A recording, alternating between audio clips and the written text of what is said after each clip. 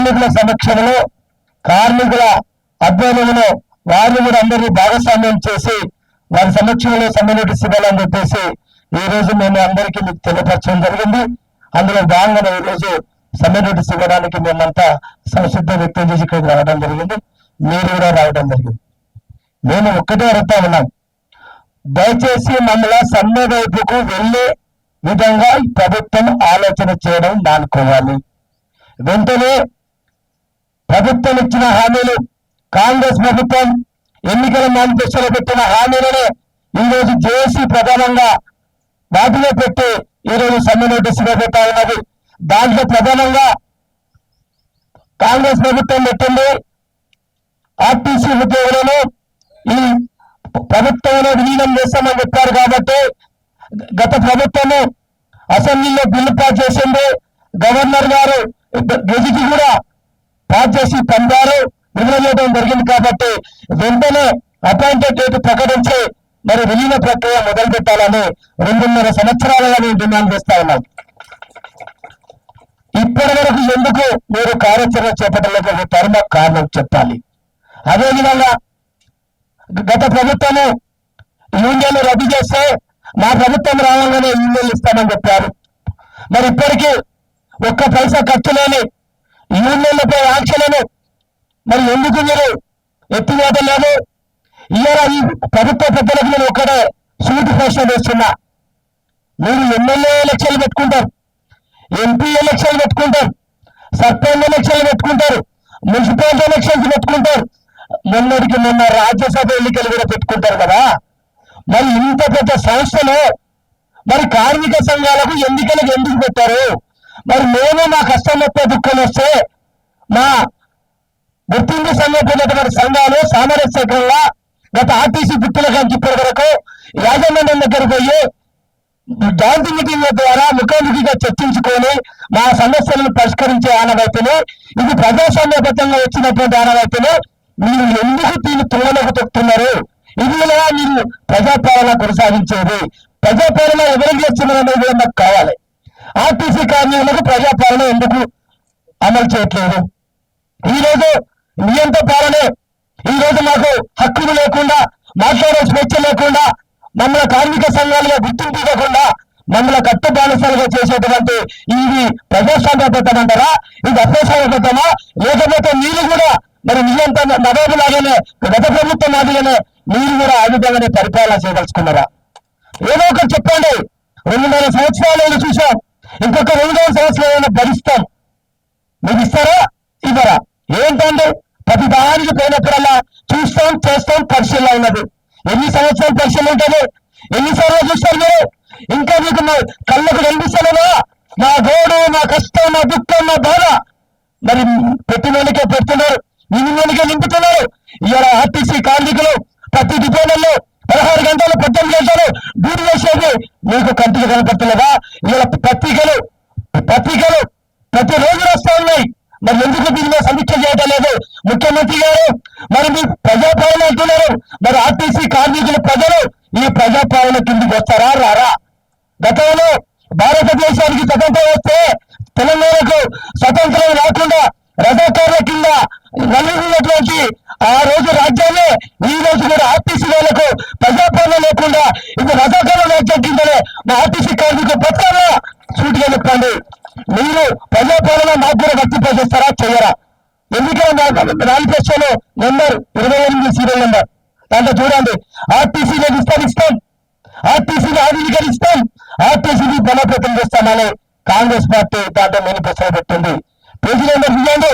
ప్రతి దగ్గర ఎన్నికల మేనిఫెస్టోలో మా కార్మికుల దగ్గర కూడా ప్రతి సెల్ఫీలో ఉన్నది. ఏం చేసినావు? విస్తరించిన మాట దేవుడు అడుగు, విస్తరించిన వాడు ఆర్టీసీని దుస్తరగట్టేటువంటి పరిస్థితి ఈ కాంగ్రెస్ ప్రభుత్వం చేస్తా ఉన్నారు. ఈ ప్రభుత్వం కార్మిక వ్యతిరేక ప్రభుత్వం, ఈ ప్రభుత్వం ప్రజా వ్యతిరేక ప్రభుత్వం. కాబట్టి ఆర్టీసీ ఆస్తుల మీద కన్నేసి ఆర్టీసీని హెల్యాకాంతం చేయడానికి కంకణబద్దులైంది ఈ ప్రభుత్వం. ఆర్టీసీ ఉద్యోగులు ఊరుకోరు. మా చివరి రక్త బొట్టు వరకు కూడా ఆర్టీసీని కాపాడుతాం, ఆస్తుల్ని కాపాడుతాం, మా కార్మిక హక్కులని కాపాడుతాం, యూనియన్లను పునరుద్ధరించే వరకు నిద్రపోకుండా పనిచేస్తామని చెప్పి ఈ రోజు చెప్తా ఉన్నాం. ఈ రోజు బలవంతంగా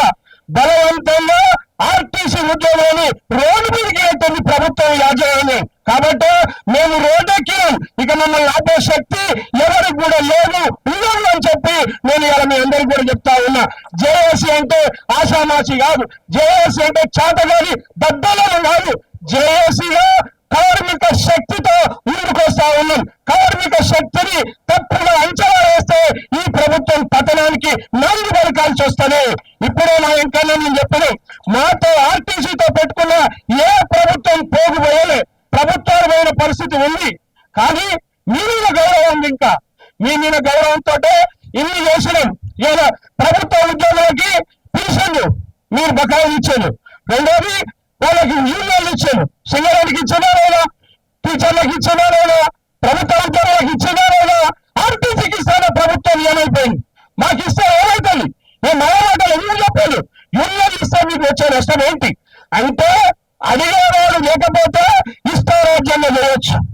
ఇవాళ నేను మీడియాలతో కూడా చెప్తా ఉన్నా, చాలా ఒక కుటిల రాజకీయం ఉంది. నేను చెప్తా, ఈ ప్రభుత్వం కావాలని దేశం పుట్టినప్పటి నుంచి అన్ని ప్రభుత్వాలు మరి ఆర్టీసీ బడిగల కోసం మరి వాళ్ళు ధనాన్ని వెచ్చించి బడ్జెట్ లో పెట్టింది. ఈ ప్రభుత్వం నిజమైన ప్రజా ప్రభుత్వం అయితే మీరు ఎందుకు బడ్జెట్ లో డబ్బులు పెట్టాలి అంటే ఆర్టీసీని అమ్మేయాలనే, ఆర్టీసీని ఎన్నోకాంతం చేయాలనే, ఆర్టీసీని కాపాడాలనే, కాపాడితే డబ్బులు పెట్టాలి. రెండోది ఇవాళ రియంబర్స్మెంట్ ఆ ప్రభుత్వాలు ఇచ్చినాయి, మీరు కావాలంటే లెక్కలు చూసుకోండి. ఈ ప్రభుత్వం రియంబర్స్మెంట్ ఎందుకు ఇవ్వట్లే? బస్ పాస్ లో రియంబర్స్మెంట్ లేదు, వికలాంగులకు లేదు, విలేకరులకు లేదు, వేరే ఇంకా వేరే వాళ్ళకి లేవు. అంటే ఏంటి? ముందు చేయి ఆర్టీసీకి, మిగతా అందరికి పెట్టట్లేదు అందరూ. ఇవాళ అది లేదు, బడ్జెట్ లేదు, మరి ఏది లేకపోతే ఆర్టీసీని బాగు చేస్తాను కదా, ఆర్టీసీని ఇలా బలోపేతం చేస్తాం, కొత్త బస్సులు కొంటాం, మేమే ఆధునీకరణ చేస్తామని. ఏది ఆధునీకరణ? ఎక్కడుంది ఆర్టీసీ ఆధునీకరణ? ఏ డబ్బులు పెడతా ఉన్నాం? ఇవాళ డబ్బులు లేకుండా ఆధునీకరణ అని దీన్ని అడిగంటిగా పనిచేయడానికి చేసే కుటుంబ ప్రయత్నం ఈ ప్రభుత్వం చేస్తా ఉంది. దానికే కారణం. రెండోది హైర్ బస్సులు తెచ్చింది. హైర్ బస్సులు ఎవరికి పనిచేస్తాయి? హైర్ బస్సులు తెచ్చారు, అది బీజేపీ ప్రభుత్వం యొక్క విధానం. ఆనాడు ముఖ్యమంత్రి ఉన్నారు, బీజేపీ కేంద్ర ప్రభుత్వం ఆనవాయితీ పెడితే ముఖ్యమంత్రులకి ఇష్టం ఉంటే చేయొచ్చు, లేకపోతే వాళ్ళ విధానం కంటిన్యూ చేయొచ్చు. ఇలా దేశంలో అన్ని మరి ముఖ్యమంత్రులు ఏ పని చేస్తా ఉన్నారో చేయట్లేదు. కాబట్టి వెనుకపోయేది లేదు. ఆర్టీసీ కార్మికులు అందరూ ఏకమైంది, దీన్ని ఎవరు కూడా వేధించే పరిస్థితి లేదు, రాదు. అది గుర్తుపెట్టుకోండి యాజమాన్యాలు, ప్రభుత్వాలు. కాబట్టి నేను వేరేది ఒకటే, మీరిచ్చిన వాగ్దానం మేనిఫెస్టోలో పెట్టింది తూచా తప్పకుండా చేయాల్సిన అవసరం ఉంది. ఎలక్ట్రిక్ బస్సుల మీద ఆర్టీసీ ఉద్యోగులే పనిచేయాలి, ఆర్టీసీకే రాయితీలు ఇవ్వాలి, తప్పకుండా వచ్చే వరకు కూడా పోరాటం ఆగదు. అట్లాగే నా 3 పిఆర్సీలు కావాలి, 2017, 2021, 2025 3 పిఆర్సీ కావాలి. ఆన్ పార్ విత్ గవర్నమెంట్, ప్రభుత్వ ఉద్యోగులతో సమానంగా జీతభత్యం కావాలి అంటే కావాలా? ప్రభుత్వ ఉద్యోగులతో సమానంగా గట్టిగా చేతిలో చెప్పండి, మీరు వాళ్ళు చూస్తారు. ప్రభుత్వ ఉద్యోగులతో సమానంగా, ప్రభుత్వ ఉద్యోగులతో సమానంగా, ప్రభుత్వ ఉద్యోగులతో సమానంగా. ఈ వీడియోపై మీ అభిప్రాయాన్ని కమెంట్ బాక్స్లో తప్పకుండా తెలియచేయండి. అలాగే ఈ వీడియోని లైక్ చేయండి. మీరు చేసే ఒక్క లైక్ మరిన్ని వీడియోలు చేయడానికి మాకెంతో ప్రోత్సాహాన్నిస్తుంది. సామాన్యుడి కోసం మేమందించే సమాచారం కోసం సమయం టీవీ ఛానల్ని ఇప్పుడే సబ్స్క్రైబ్ చేసుకోండి.